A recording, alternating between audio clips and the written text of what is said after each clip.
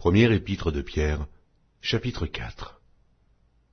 Ainsi donc, Christ ayant souffert dans la chair, vous aussi, armez-vous de la même pensée, car celui qui a souffert dans la chair en a fini avec le péché, afin de vivre non plus selon les convoitises des hommes, mais selon la volonté de Dieu, pendant le temps qui lui reste à vivre dans la chair. C'est assez, en effet, d'avoir dans le temps passé accompli la volonté des païens, en marchant dans la dissolution, les convoitises, l'ivrognerie, les excès du manger et du boire, et les idolâtries criminelles. Aussi trouve-t-il étrange que vous ne vous précipitiez pas avec eux dans le même débordement de débauche, et ils vous calomnient. Ils rendront compte à celui qui est prêt à juger les vivants et les morts. Car l'Évangile a été aussi annoncé aux morts, afin que, après avoir été jugés comme les hommes quant à la chair, ils vivent selon Dieu, quant à l'esprit. La fin de toute chose est proche. Soyez donc sages et sobres pour vaquer à la prière. Avant tout, ayez les uns pour les autres une ardente charité, car la charité couvre une multitude de péchés.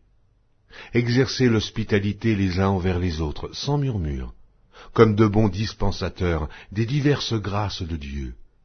Que chacun de vous mette au service des autres le don qu'il a reçu.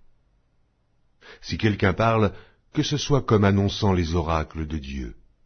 Si quelqu'un remplit un ministère, qu'il le remplisse selon la force que Dieu communique, afin qu'en toute chose, Dieu soit glorifié par Jésus-Christ, à qui appartiennent la gloire et la puissance, au siècle des siècles.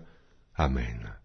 Bien-aimés, ne soyez pas surpris comme d'une chose étrange qui vous arrive, de la fournaise qui est au milieu de vous pour vous éprouver.